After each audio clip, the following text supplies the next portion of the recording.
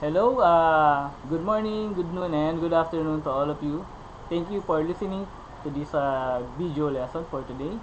I am your teacher, Teacher Carlo, and for today we are going to discuss about irregularly spelled words. Again, this is for grade 3 English for the fourth quarter, week number 7, or for the 7th week of the fourth quarter. So, today we have this topic which is called irregularly spelled words. Now, I know that you are curious as well as I am to know what are the irregular words and what are the characteristics of the irregularly spelled words. What makes them so irregular? Do you want to find out? Do you want to know why? Okay, now let us move on with our uh, lesson so that we could learn more on irregularly spelled words. Here it is stated that irregular spelled words are words that contain letters that are not individually sounded or phonetically produced due to the combination of letter, sound, or other characteristics. Okay, this only shows that one of the characteristic of the irregular spelled words are that they contain letters that are not individually sounded. Or in short, these words contains silent letters. No? Again, these are words that contain silent letters, and these letters are not uh, individually sounded or phonetically sounded. No, it's because of the combination of the letter sound. So as a later as the lesson goes on, I will show you examples of this letter sound combination, uh, which is the reason why some of the letters are not phonetically sounded. Okay, now moving along.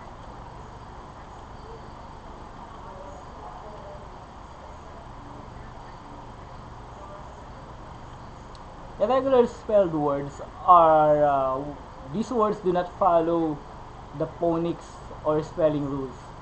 They are phonetically irregular.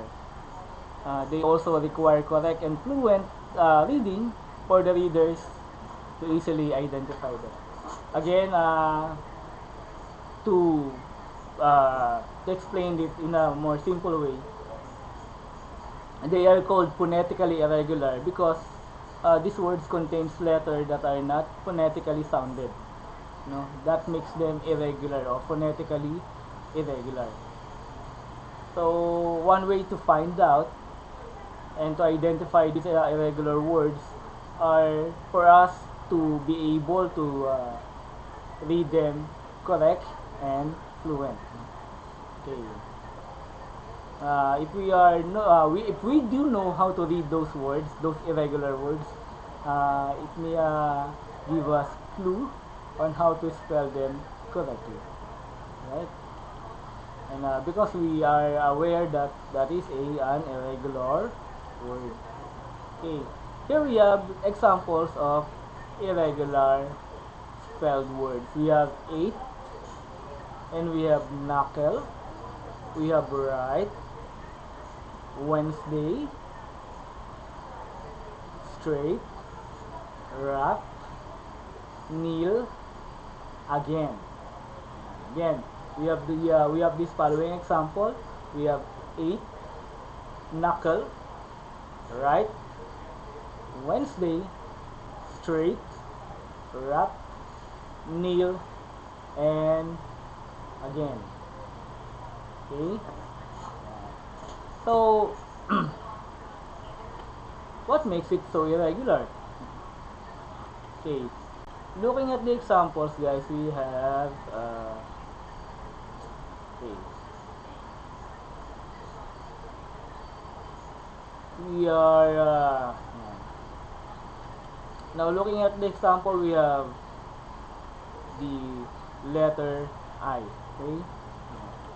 We have the letter I, in which the I is not phonetically sounded. No? We read this as 8. No?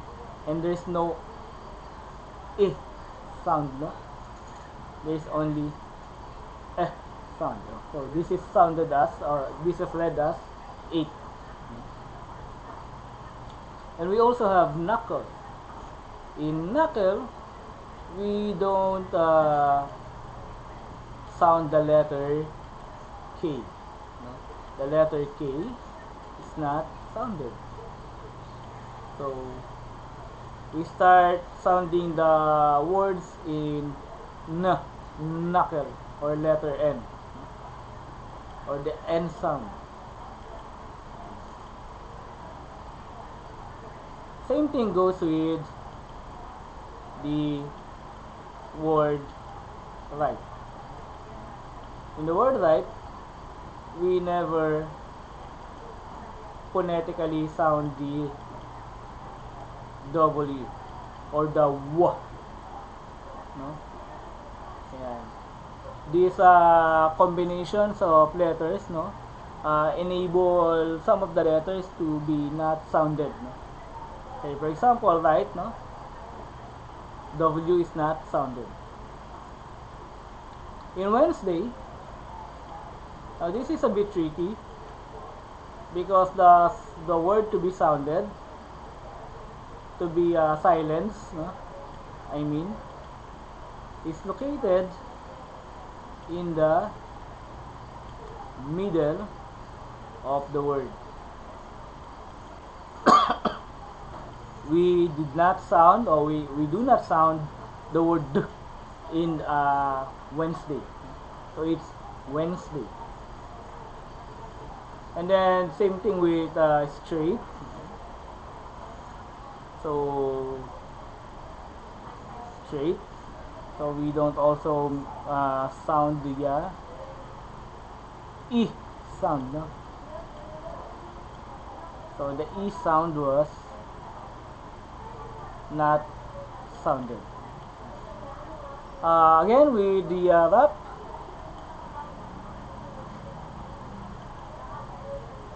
the W sound was not sounded. Same thing with kneel. The K sound is not sounded. With again, the E sound is not sounded.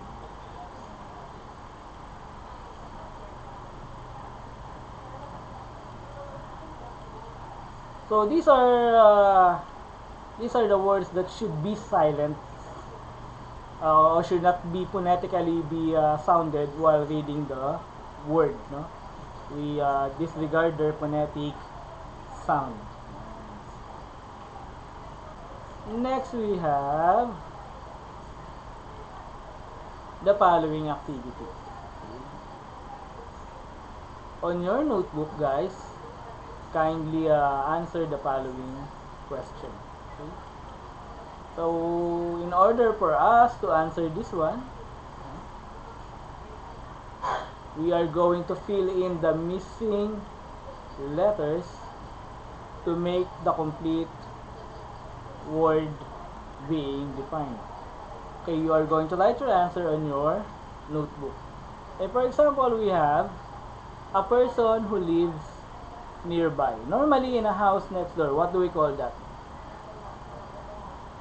We call this as your blank, no? Okay, kindly write the words on your notebook.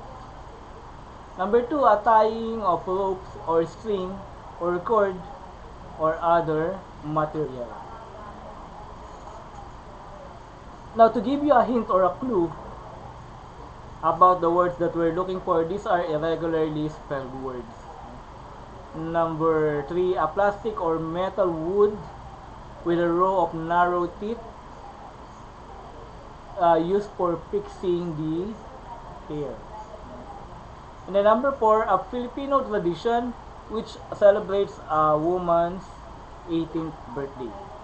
Then we have number 5, the measurement of your head to foot or top to bottom. Now, I will give you 2 minutes to answer or 3 minutes to answer the following questions. You may also seek help or assistance from your adult companion.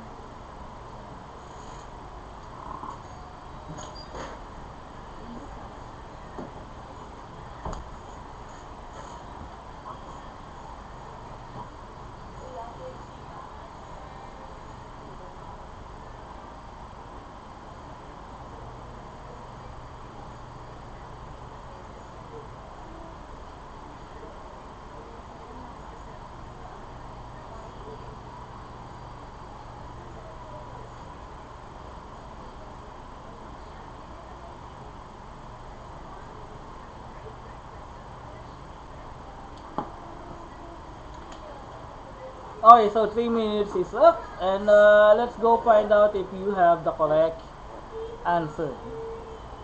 Okay. For the number one, we have neighbor. So the word that we are looking for is neighbor. Spelled Neigbour.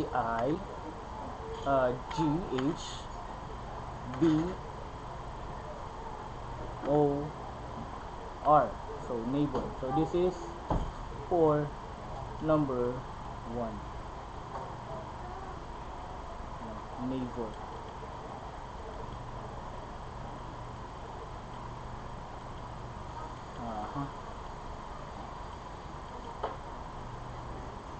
So neighbor is the answer for number one. For number two, the answer is nut. That is a nut. Spelled as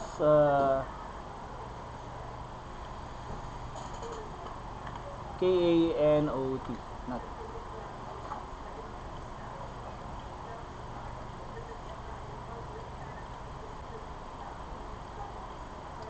Oh, this is really hard.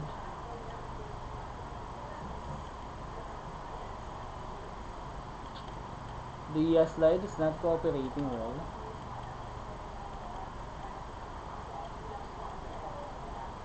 There you go, it is not. The answer for number 3 is not. And for number 4, we have neighbor and not.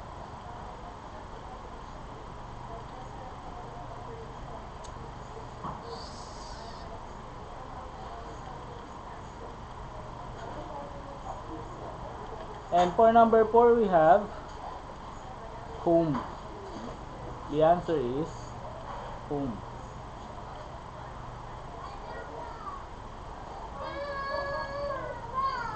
The answer is home. For number 3.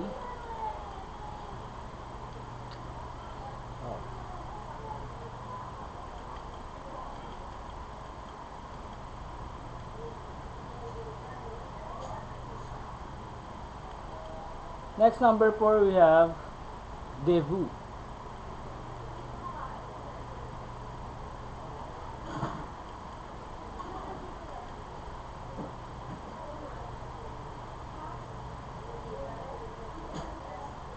The answer is debut.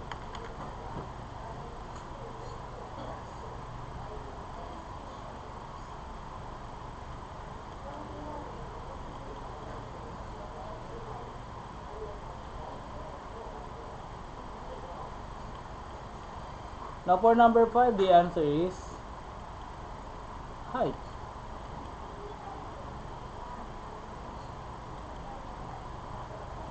H-E-I-G-H-T. Height.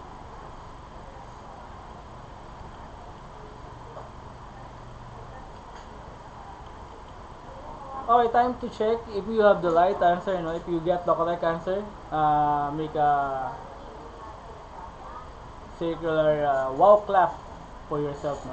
Wow galing clap to yourself. No? And wow galing clap goes like this. No? Wow, galing.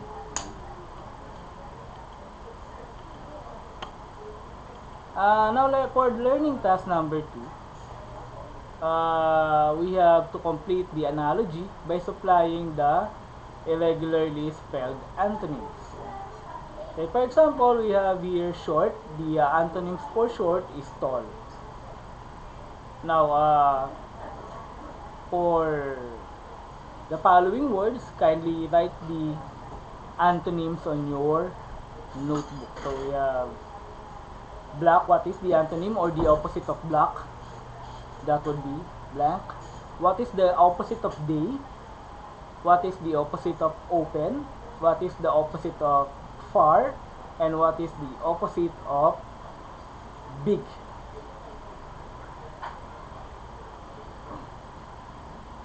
Okay. Another 3 minutes to finish the task.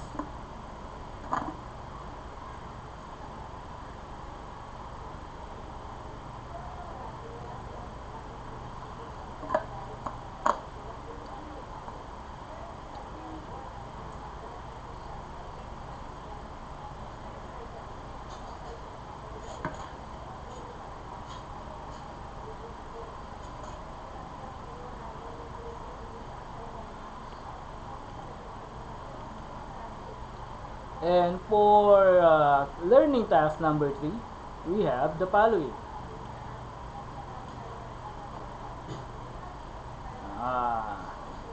Read the words below, and if the words is irregularly spelled, put a check mark, and if not, put an X mark.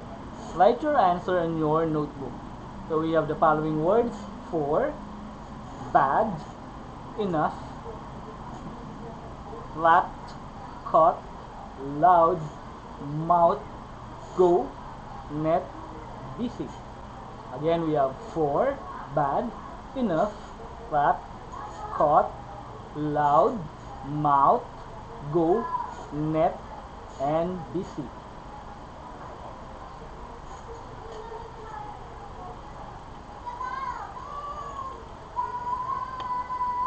Now for another learning task, we have this one.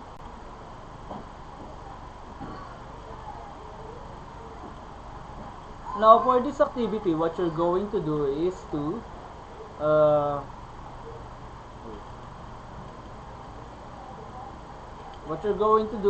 fill out the blanks with the appropriate words and choose the answer from the word bank below. Write your answer in your notebook. Okay, down here we have the word bank. Now inside the rectangular shape, we have the following words: beautiful, please, wait, rough, disease, and ring. Okay. Now what you're going to do is to supply the correct words to the sentence to make the sentence correct.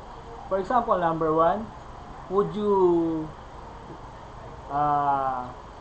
would you blank pass the dessert? So I think the answer for that would be, would you please pass the dessert? Now number 2, we have the blank spreads all over the town. Number 3, you are the most blank I've ever seen. Number 4, she needs to lose blank for health reasons. Number 5, wash the clothes, then blank them out thoroughly.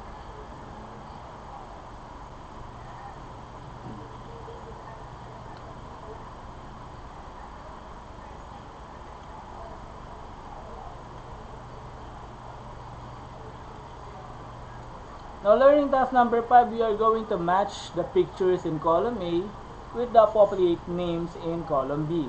Write the answers of your write the letters of your answer in your notebook. Okay, we have a matching type question here. Now here are the pictures to be identified. We have number 1, number 2, number 3, number 4, number 5. So these are the options. Letter A is sprout, letter B anchor, Letter C, wrinkles. Letter D, knee. And letter E, night. Again, the words in the choices are irregularly spelled words. No? These are words containing silent letters. Learning task number 6. Choose at least 5 irregularly spelled words from the story. Now write your answers in your notebook. We have here the story, and I will go to read it, and please listen carefully. Lito's curiosity heightened when the news about COVID-19 broke out. He asked so many questions about the things happening around. One day, when his mother was busy cleaning the house, he asked, "Nanay, why do people wear masks when they go out?" Her mother carefully explained the reason, so Lito would understand. While working on his module, he heard his older siblings arguing about online and offline learning. When he asked them about it, the siblings explained the difference between the two modes of learning. After attentively listening, Lito said with a great awe, "Mine is offline." He also asked his father, "Tatay, why can't I go outside and play or go to school and to the park like you and Nanay?" Lito's father answered, so he would understand the present situation. Again, Lito's curiosity heightened when the news about COVID-19 broke out. He asked many questions about the things that happening around. One day, when his mother was busy cleaning the house, he asked, "Nanay, why do people wear masks when they go out?" Her mother carefully explained the reason, so Lito would understand. While working on his module, he heard his older siblings arguing about online and offline learning.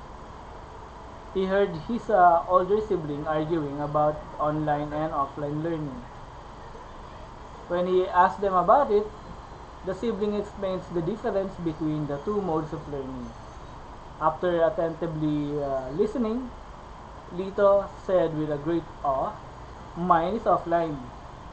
He asked his father, "Tatay, why can't I go outside and play or go to the school and to the park like you and Nanay?" Lito's father answered so he would understand the present situation. Now for our last activity, arrange the jumbled letters to form the irregular words. Number 1, a feeling of admiration for someone. So we have the following letters as a guide. No? Arrange them to find the correct word. No? A small, short, winged brown songbird.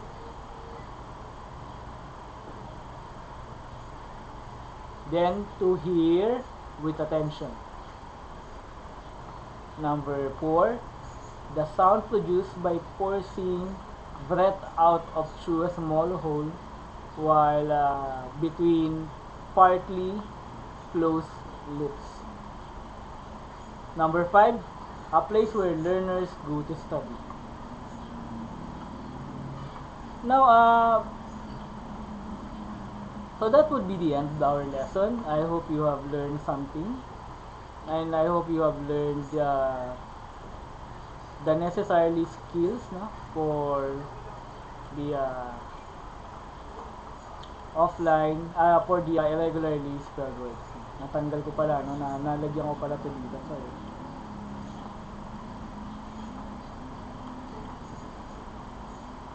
So those are the things that we should learn on irregularly spelled words. First, these words contain silent letters, or they do not have phonetic sound. Some letters in the word do not contain a phonetic sound. this may be the result of the letter and letter combination. Okay, so that's all for today. If you have any question, you may reach me through my messenger or through group chat. No, you may post your question there, and I'll do my best to answer it. And you may also seek assistance from your adult companion who accompanies you in your study. So this is it for today. Goodbye, class, and hope to see you again in our next lesson. So goodbye.